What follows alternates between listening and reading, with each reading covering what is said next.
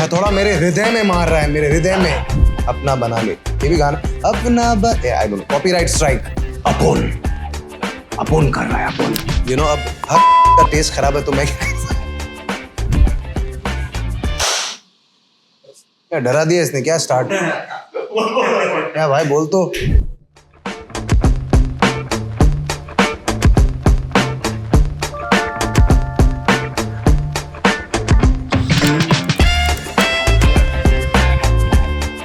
मुझे याद है जब मैं 18 साल का था और मैंने सारेगामापा होस्ट करना शुरू किया था, तो उस वक्त इंस्टाग्राम था भी नहीं, फेसबुक हुआ करता था। और after my launch on television, Facebook ने एक नया फीचर निकाला था जिसका नाम था Facebook groups.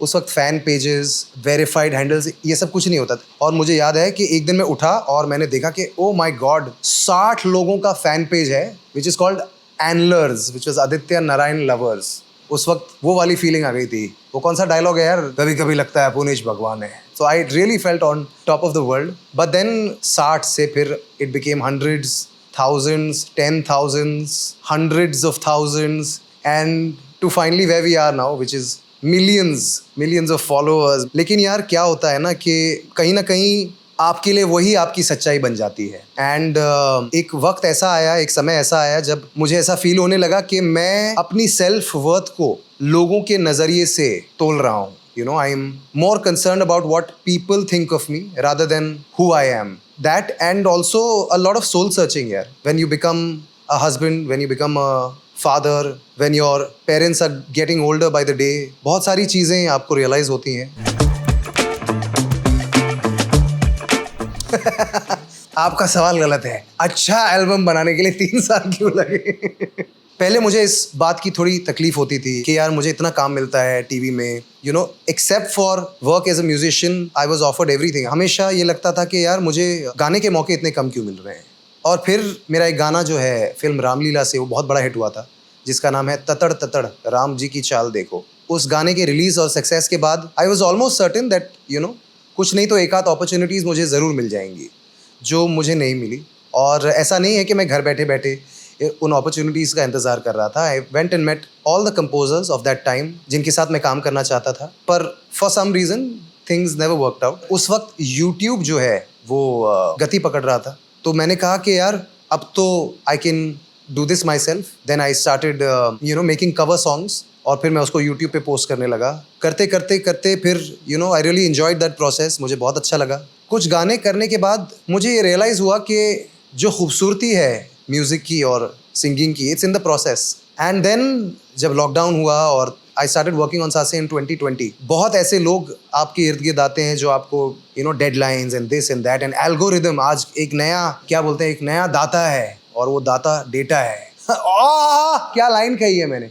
Anyway, you know I feel like a lot of the art that we are experiencing currently, be it music, be it OTT shows, or be it movies, a lot of it is based on data.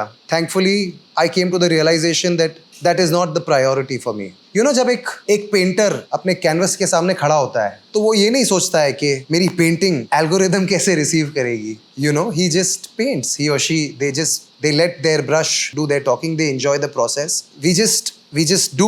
So I just wanted to do. I just wanted to create, and I did not want anything to come in the way of our process, which was a beautiful experience. अब जो है, अब actual काम शुरू होता है, because मुझे थोड़ा सा awkward भी लगता है। I feel it's a very strange thing to sell art, you know. You have to go on social media and be like, hey guys, I'm so excited to present my latest single, और मुझे पता है कि आपको ये बहुत अच्छा लगेगा, almost like an ad. But that being said, I genuinely wanted to release this independently.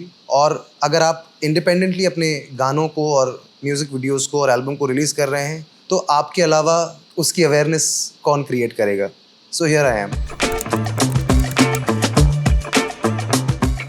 बहुत अच्छे बदलाव आए हैं यार, इतने अच्छे आर्टिस्ट्स हैं। I mean not just in the past 3 years, I would say a few years non film music has really taken off and there so many artists that are doing so well.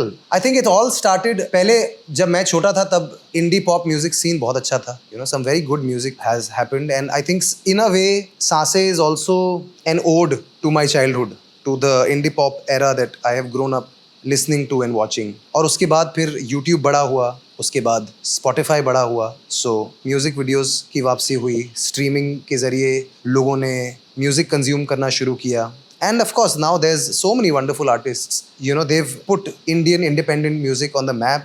सब इतना अच्छा काम कर रहे हैं, इतना अच्छा गाते हैं, रैप करते हैं, इतने अच्छे इनके singles और albums हैं. They're all doing successful concerts in India and all over the world. And I'm very, very happy that this has happened. मैं बहुत खुश हूँ कि हमारे इंडियन इंडिपेंडेंट म्यूज़िक सीन के साथ ये हुआ है। कहीं ना कहीं ये मैं चाहता था कि ये फिर से हो। And I think now it's bigger and better than ever.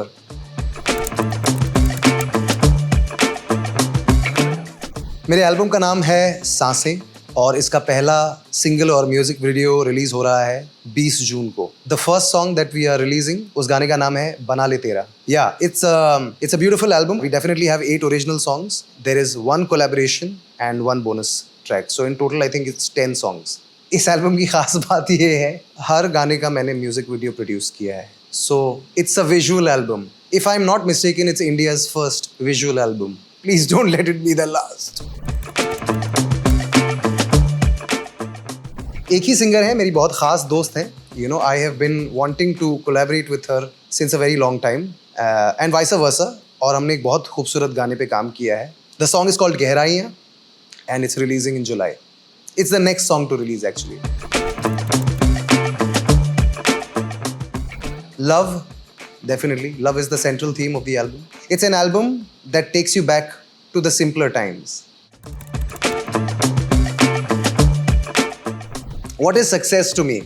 If you give your 100% and a little beyond that, I think you are successful. देखिए क्या है ना कि we live in a day and age जहाँ पर अगर आप अद्भुत हैं तो भी आपको नंबर्स मिलेंगे। मुझे ऐसा लगता है कि नंबर्स अचीव करने के काफ़ी तरीके होते हैं। Sensational content, so bad it's good content, all of these things have tens and hundreds of millions of views. I feel like commercial success is very important. It's very important. But it's not everything.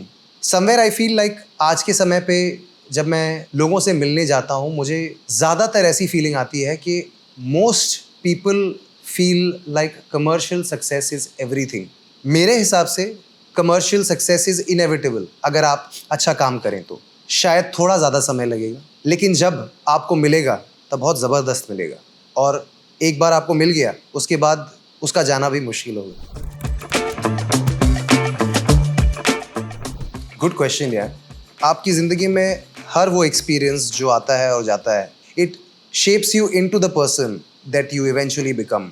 Success से पता नहीं इंसान कितना सीखता है, नहीं सीखता है, लेकिन फेलियर से बहुत कुछ सीखता है। सो मैं एक अगर एडवाइस अपने 2022 आदित्य को देता, मैं यही कहता कि फटाफट और गलतियां करो, जल्दी से जल्दी गलतियां करो ताकि आगे बढ़ सको। I feel like as artists हम लोगों के हाथ में कुछ है ही नहीं। जो हमारा आर्ट है, जो हमारा गिफ्ट है, it's a gift, it comes from somewhere. We are just a vessel. कभी कभी कुछ ऐसी चीज़ें मैं बना लेता हूँ या मैं गा देता हूँ जो मुझे देख के और सुन के मुझे विश्वास हो जाता है कि ये मैं हूँ ही नहीं। So it's definitely coming from somewhere. So I feel like हम अपने आप को थोड़ा ज़्यादा क्रेडिट देते हैं। यू नो, वी से अरे मेरे हिसाब से ये चलेगा, ये नहीं चलेगा। I don't think anybody has an idea as to what will be successful and what won't be successful. अगर हमको ये पता होता कि ये चीज़ 100% सक्सेसफुल होगी तो हम बाकी और कुछ बनाते ही क्यों? सब सिर्फ सक्सेसफुल कंटेंट ही बनाते, सब सिर्फ अच्छे गाने ही बनाते, हिट गाने ही बनाते। सो मैं I don't give myself any credit for any of this. मैं सबसे ज़्यादा क्रेडिट अपनी टीम को देना चाहूँगा।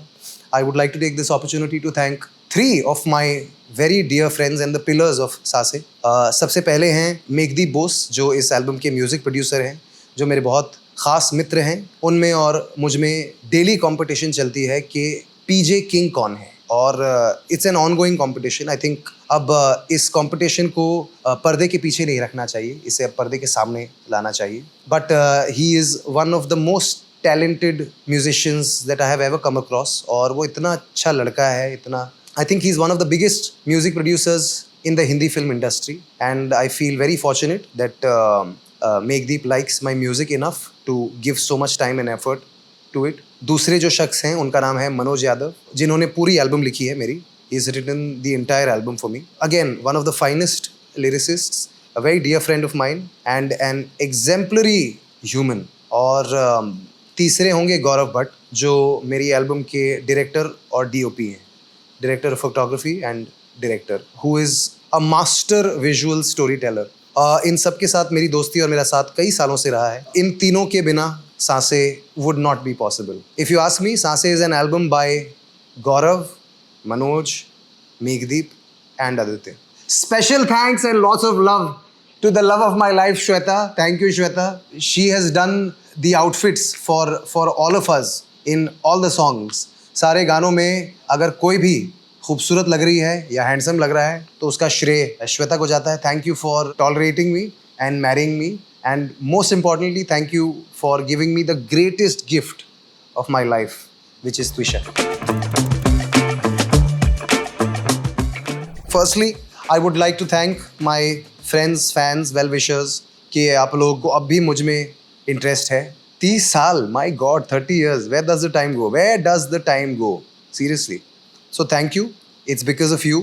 आपकी वजह से I get to do what I do. So yeah, I feel immense gratitude for being able to do what I do for such a long time. और सच बताऊं तो मुझे ऐसा लगता है कि अभी शुरू कर रहा हूं यार मैं. I mean, I have so much to say, I have so much to give. Let's start things off with the first single.